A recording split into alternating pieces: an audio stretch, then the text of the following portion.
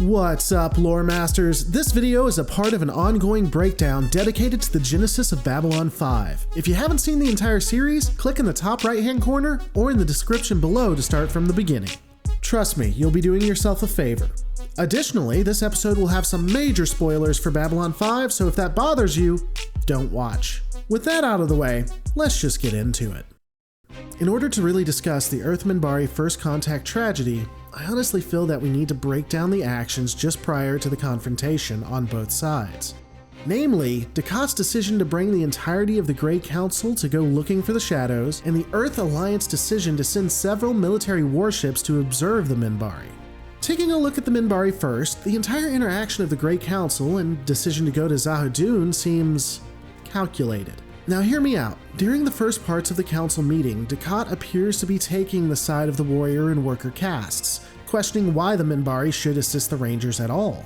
However, he turns on a dime and jumps on the bandwagon of going to Zahadun. In fact, he pushes for the entire Grey Council to go. But don't take my word for it. If the Vorlons do not see the danger, then perhaps the danger does not exist. Master? If I may, there may be a way to give the others the proof they require. Delenn is not formally a part of this council. Though she stands in for Setai Kodroni, she has not yet undergone the ritual. It is inappropriate for her to speak. I have never yet known the truth or Delenn to speak only when it is appropriate. Go on, Delenn.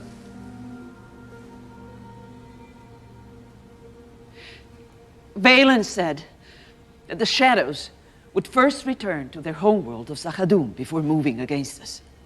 So why not send an expedition to Zahadum to determine if they have indeed returned?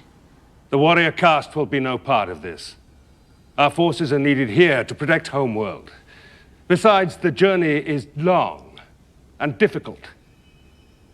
Other expeditions have found that the area around Zahadum is mined with traps and ancient defense systems. Other races have moved in, claimed it as their own. So you believe it too dangerous for the warrior caste to go? The warrior caste fears nothing. But it is a waste of our time. Further, if the Council endorses such an expedition, it will cause unnecessary panic among our people. I agree. So they will not have to go.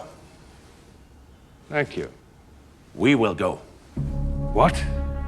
But Master... We are the ones who must decide how much support to give the Rangers. We can rely on the reports of others or see for ourselves. My whole life, I've heard of Zahadum in whispers and legends. I think I'd like to see it once before I die. Wouldn't you, Delenn? Yes, Master. Then we will go. We'll take only a few support vessels sworn to secrecy to avoid the panic Koplan fears.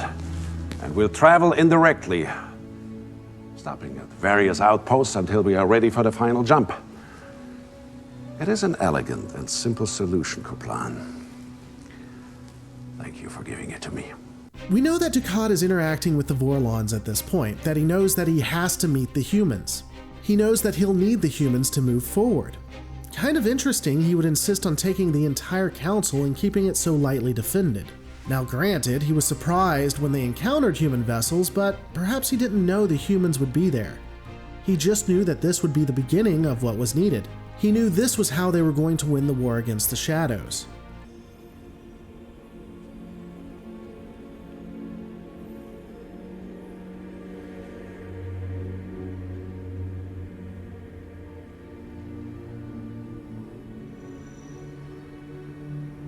Now it starts. Yes. Look, I'm not saying it's airtight, this is just really interesting to me. Also, looking at the humans and their interactions with the Centauri, why are the humans so resolved in interacting with the Minbari? It's strange.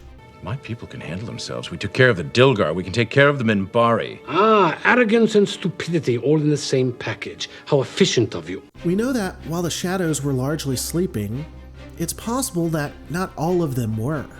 And even if they all had been sleeping, we know that they did have agents working for them in the background during this time. It seems very odd that the military would not listen to Londo. I mean, they wouldn't even consider his words?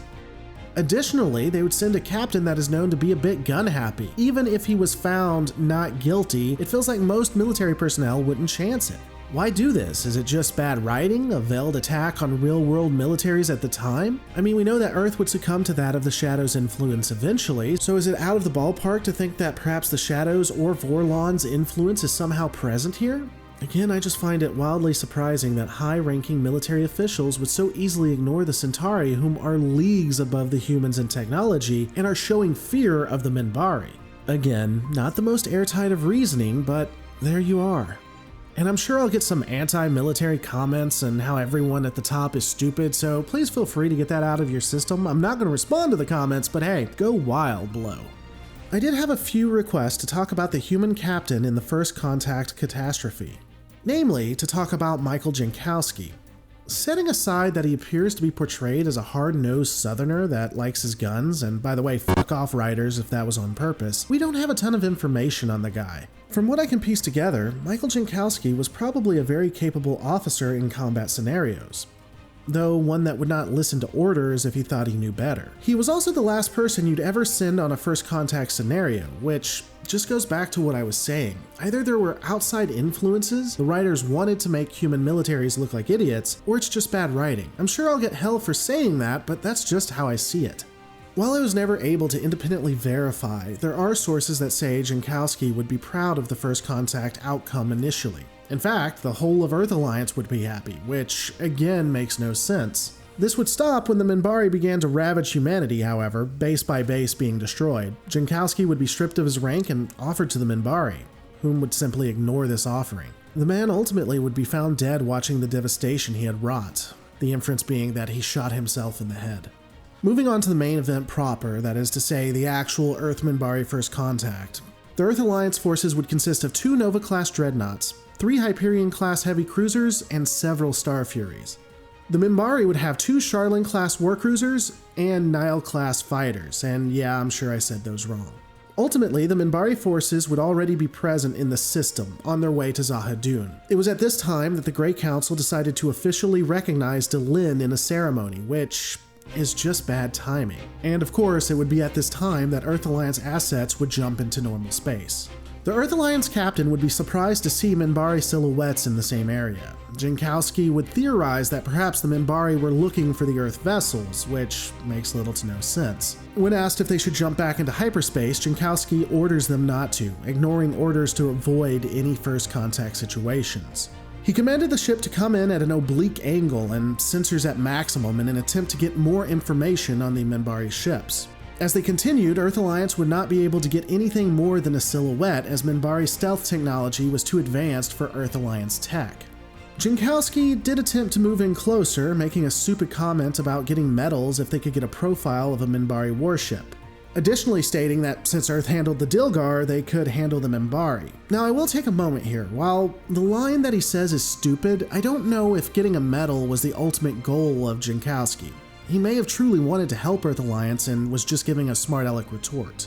Minbari forces ultimately did detect an echo trailing them, and instead of telling Dukat, the leader and highest ranking official and person you'd want to tell, the warrior caste would deal with it on their own, and not tell him.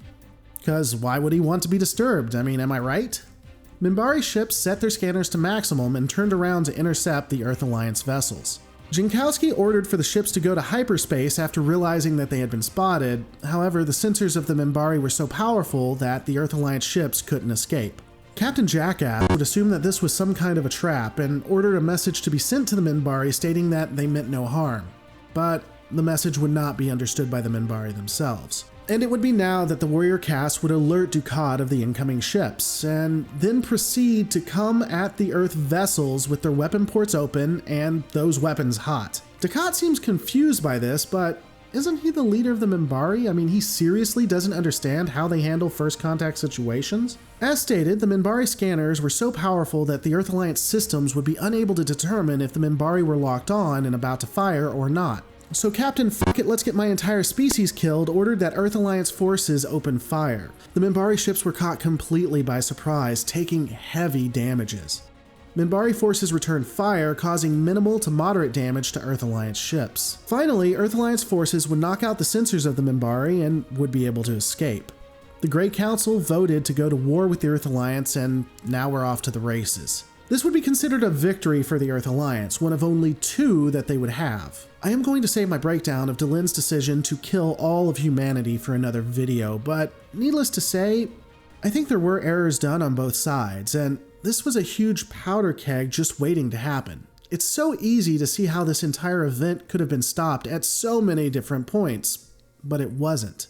If I had to say who was in the wrong, I would lean towards the Earth Alliance, but both sides carry a heavy burden here. But those are my thoughts. What are yours?